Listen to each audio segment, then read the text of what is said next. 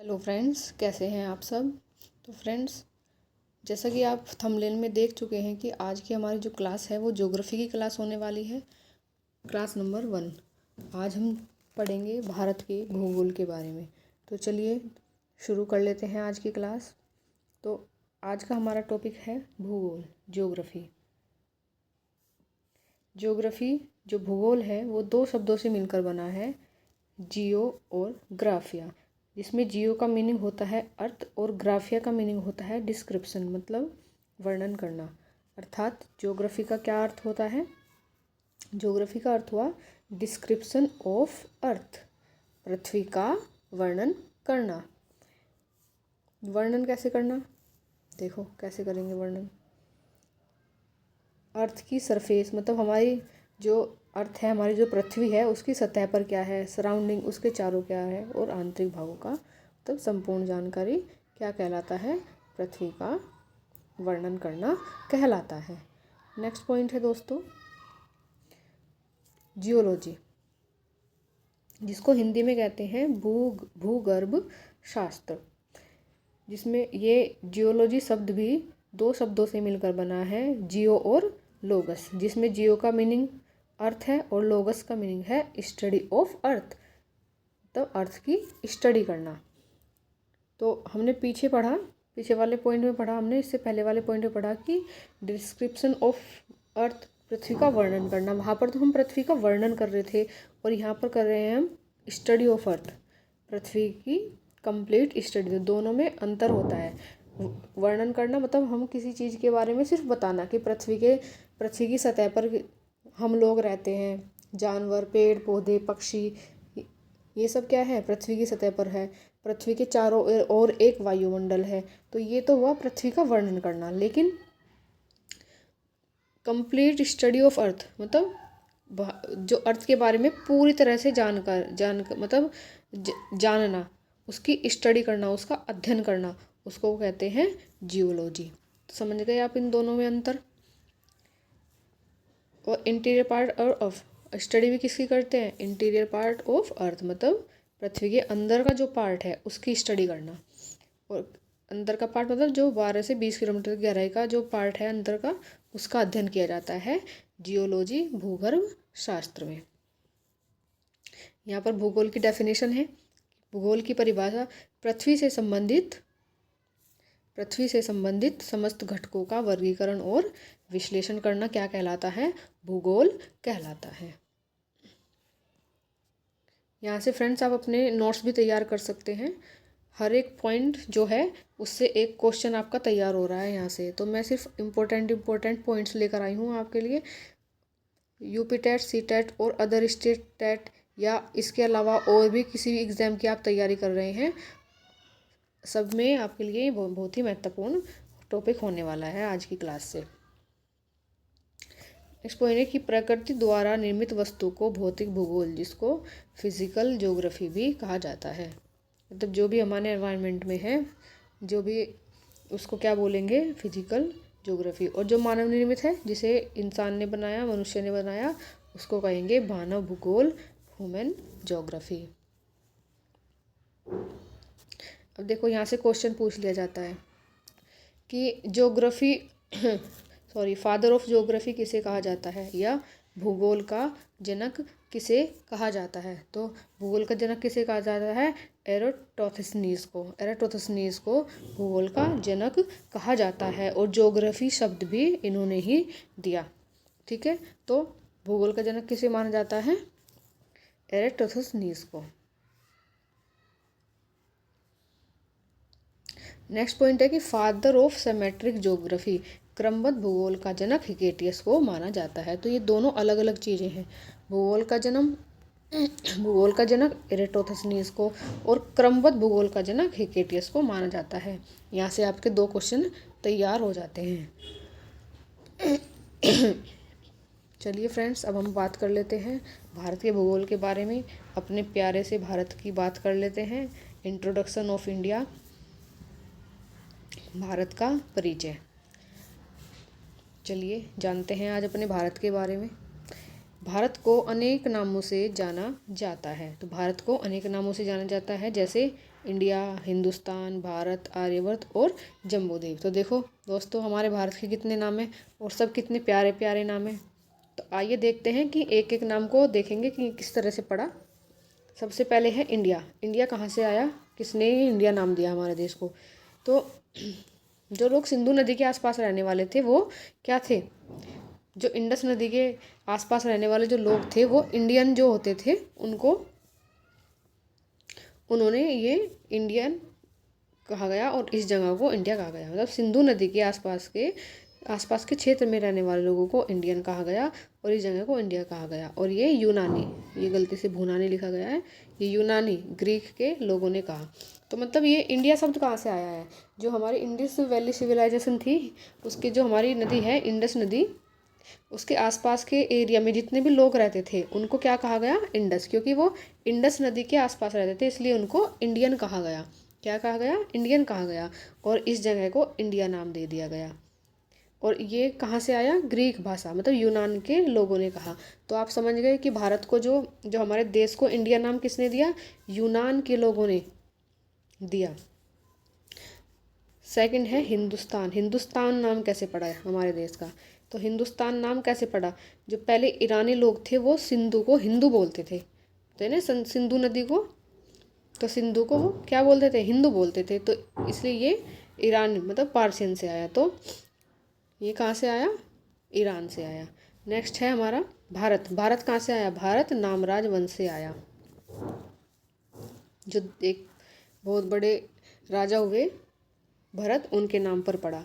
4 number पर है आर्यवर्त। आर्यवर्त आर्यों से आया, क्योंकि कहा जाता है ना कि जो हमारा हिंदुस्तान है वो आर्यों की भूमि है, इसलिए आर्यवर्त नाम कहाँ से आया, आर्यों से नाम आया। और जम्बूद्वीप ये आया पुराणों से। तो समझ गए आप सबके बारे में कि हमारे देश का नाम इंडिया कैसे पड़ा, हिंदुस्तान कैसे पड़ा, भारत कैसे पड़ा, आर्यवर्त कैसे पड़ा, जम्बूद्वीप कैसे पड़ा। तो ये हमारे देश के कुछ प्यारे प्यारे से नाम। नेक्स्ट पॉइंट है दोस्तों हमारा एरिया ऑफ इंडिया। अब हम इस पॉइंट में जानेंगे अपने देश के एरिया के बारे में कि हमारे देश का एरिया क्या है। तो दोस्तों यहाँ से क्वेश्चन बन जाता है, भारत का एरिया पूछ लेते हैं।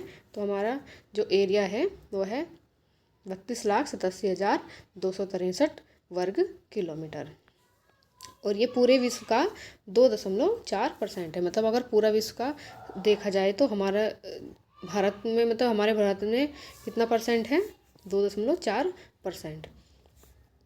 क्षेत्रफल के आधार पर भारत विश्व का 7वां बड़ा देश है। ये तो आप लोग जानते ही हैं कि क्षेत्रफल, ये क्वेश्चन बहुत हम बचपन से पढ़ते आ रहे हैं कि भारत का क्षेत्रफल के आधार पर भारत का विश्व में कौन सा नाम दे मतलब कौन सा स्थान है, तो कौन सा स्थान है, 7वां स्थान है। अब हम एक एक देख लेंगे कि पहले नंबर पर कौन है, दूसरे पर कौन है क्षेत्रफल के आधार पर।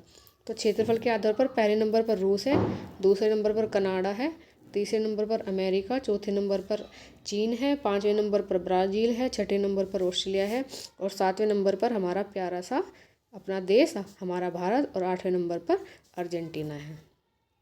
तो समझ गए दोस्तों आप यहाँ से इन सब के बारे में। साथ के साथ आप अपने नोट्स भी तैयार कर लेना यहीं से, क्योंकि हर एक पॉइंट से एक क्वेश्चन ज़रूर बन रहा है यहाँ पर। अब जानते हैं अपनी पॉपुलेशन के बारे में, जो इस समय पर फर्स्ट नंबर पे पहुँच गई है।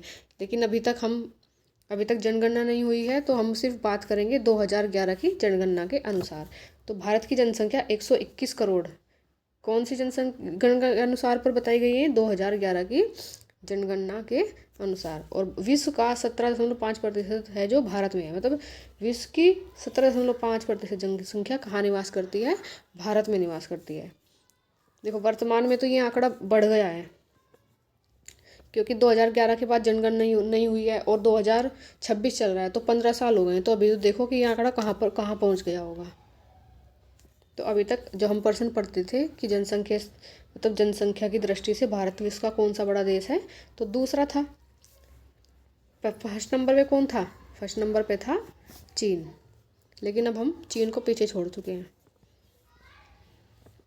देखो भारत की क्या स्थिति है इन मैप पर। तो भारत क्या है, एक प्रायद्वीपीय क्षेत्र है। क्यों? क्योंकि भारत के 3 तरफ पानी है और एक तरफ स्थल है, तो 3 तरफ पानी और एक तरफ स्थल वाले क्षेत्र को प्रायद्वीपीय क्षेत्र कहते हैं। जैसे हमारा भारत, तो हमारा भारत क्या है? एक प्रायद्वीपीय क्षेत्र है। तो जिसके 3 तरफ स्थल और एक तरफ पानी हो, जिसके 3 तरफ पानी और एक तरफ स्थल होता है, उसको कहते हैं प्रायद्वीपीय क्षेत्र। और इसके बिल्कुल उलट देखो, इसके बिल्कुल उल्टा, 3 तरफ स्थल मतलब जिसके 3 तरफ तो क्या होगा? स्थल होगा और एक तरफ पानी होगा, उसको बोलेंगे खाड़ी। जैसे बंगाल की खाड़ी, तो बंगाल की खाड़ी क्या है? इसके 3 तरफ तो स्थल है, मतलब स्थल वाला क्षेत्र, और एक तरफ इसके पानी भरा है, तो उसको बोलेंगे खाड़ी। अब भारत की सीमाओं के बारे में जान लेते हैं। तो भारत की स्थलीय सीमा 15,200 किलोमीटर है, और जो भारत की कुल जलीय सीमा है वो 7,516.6 किलोमीटर है।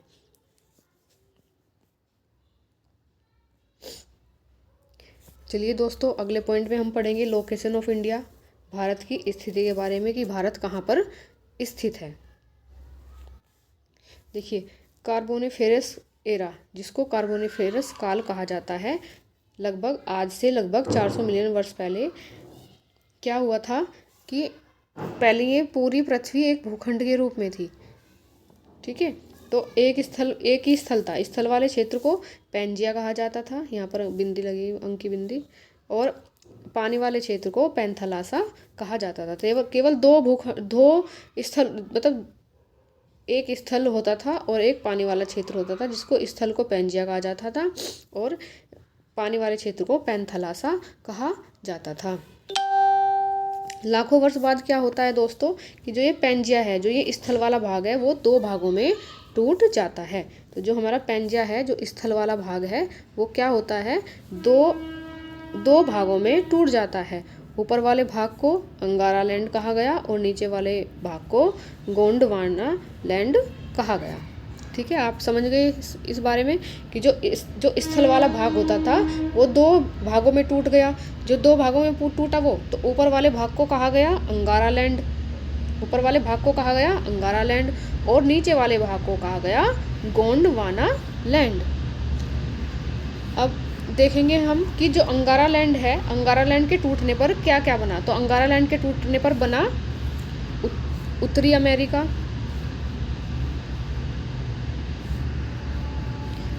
अमेरिका, यूरोप और एशिया। ठीक है दोस्तों, अंगारा लैंड और गोंडवाना लैंड के टूटने के बाद उनके बीच पानी का पतला सा रास्ता बचा, जिसे टैथिस सागर कहा गया। और वर्तमान समय में जहाँ हिमालय है, वहाँ पर पहले क्या होता था? टैथिस सागर होता था। देखो, इसको इस तरह से समझो कि जो हमारा स्थल वाला भाग, जिसको पैंजिया कहा गया, वो 2 भागों में टूट गया। एक को बोला अंगारा लैंड, एक को बोला गोंडवाना लैंड। तो जब वो टूटा, उसके बीच में एक जगह बच गई, तो उसको ही, जो जगह बची उन दोनों के बीच में, उसको बोला गया टैथिस सागर। और वर्तमान में जहाँ पर पहले कभी टैथिस सागर होता था, अब वहाँ पर क्या है? अब वहाँ पर हिमालय पर्वत है। समझ गए आप इस चीज़ के बारे में? यहाँ पर पॉइंट है कि भूमध्य सागर का बचा हुआ रूप क्या है? टैथिस सागर। ठीक है, मतलब भूमध्य सागर टैथिस सागर का बचा हुआ भाग है। अब जो भूमध्य सागर हमें दिखाई देता है, वो क्या है? टैथिस सागर का बचा हुआ रूप है। तो इसके बाद क्या हुआ? गोंडवाना लैंड के टूटने से क्या क्या बना? अफ्रीका बना, दक्षिण अमेरिका बना, ऑस्ट्रेलिया बना और अंटार्कटिका बना। पहले क्या होता था दोस्तों? पहले जो हमारा भारत है, वो गोंडवाना लैंड का भाग था। पहले वो क्या था? अफ्रीका के साथ जुड़ा हुआ था। तो जो हमारा भारत है, वो गोंडवाना लैंड का भाग होता था, और किसके साथ जुड़ा था? वो जुड़ा था अफ्रीका के साथ, अफ्रीका से जुड़ा था। वर्तमान में हमारे भारत की क्या स्थिति है? वर्तमान में भारत एशिया का हिस्सा है। ठीक है, आप समझ गए इसके बारे में। अब ये देखते हैं नेक्स्ट पॉइंट में, जब भारत और एशिया आपस में टकराए, ऊपर उठे, तो इसे ही हिमालय पर्वत कहा गया। तो इसको ऐसे समझो, पहले भारत किसका भाग था? गोंडवाना लैंड का भाग था। अब क्या हुआ? धीरे धीरे जिस प्लेट पर हमारा भारत टिका हुआ है, और एशिया टिका हुआ है, वो धीरे धीरे क्या हुआ, पास आने लगे। और पास आते गए लाखों वर्षों के बाद जब ये दोनों आपस में टकराए, और टकरा कर जैसे ही टकराए तो एक हिस्सा वहाँ से बहुत ऊपर उठ गया। जैसे ही वो हिस्सा ऊपर उठा तो वहाँ पर किसका निर्माण हो गया, वहाँ पर हिमालय पर्वत का निर्माण हो गया। आई होप आप इसके बारे में बहुत अच्छे से समझ गए होंगे। चलिए दोस्तों, नेक्स्ट पढ़ लेते हैं हम भारत की स्थिति। भारत की स्थिति, अब हम इसको कैसे जानेंगे। देखिए, भारत नॉर्थ में, ये नॉर्थ है, ये साउथ है, ये ईस्ट है और ये वेस्ट है। तो भारत में जो भारत है वो नॉर्थ में कितना है, 37.6।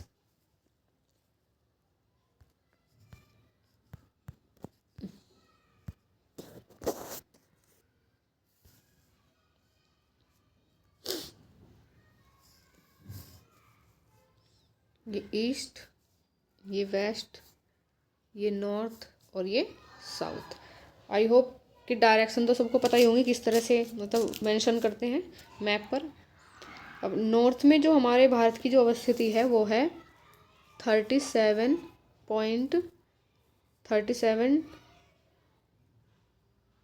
Degree 6 minute north. ठीक है, ये हमारा पॉइंट है इंदिरा कोल, इंदिरा कोल। ठीक है, ईस्ट में है 97 डिग्री 25 मिनट। ठीक है दोस्तों, इधर वेस्ट में है 68 डिग्री 7 मिनट ईस्ट, और साउथ में है 8 डिग्री 4 मिनट। जो हमारा नॉर्थ वाला पार्ट है ये लद्दाख से शुरू होता है, साउथ वाला कैप कोमोरिन और कन्याकुमारी तक। ईस्ट में जो ईस्ट है वो अरुणाचल प्रदेश का किबिथु है, और जो वेस्ट है वो गौर माता जो गुजरात में स्थित है। एक वीडियो में मैं इस टॉपिक को अलग से समझाऊंगी, ये तो सिर्फ अभी थोड़ी सी जानकारी के लिए बताया है आपको, एक इसके लिए अलग से वीडियो बनाऊंगी आपके लिए। तो भारत भूमि की मुख्य भूमिका सबसे दक्षिणतम बिंदु कन्याकुमारी है। मतलब जो भारत भूमि का मतलब मेन भारत भूमि का जो दक्षिणतम बिंदु है वो क्या है, कन्याकुमारी है। और भारत का दक्षिण बिंदु इंदिरा पॉइंट है जो अब पानी में डूब चुका है। तो दोनों में देखो डिफरेंस है, भारत भूमि का पूछेगा तो कन्याकुमारी बताएंगे, और भारत का पूछेगा तो इंदिरा पॉइंट बताएंगे। तो आई होप आपको आज की वीडियो अच्छी लगी होगी, और आपने साथ के साथ नोट्स बनाने की कोशिश भी करी होगी। तो अब नेक्स्ट वीडियो में मिलते हैं दोस्तों, नई जानकारी के साथ, नए टॉपिक्स के साथ। Thank you.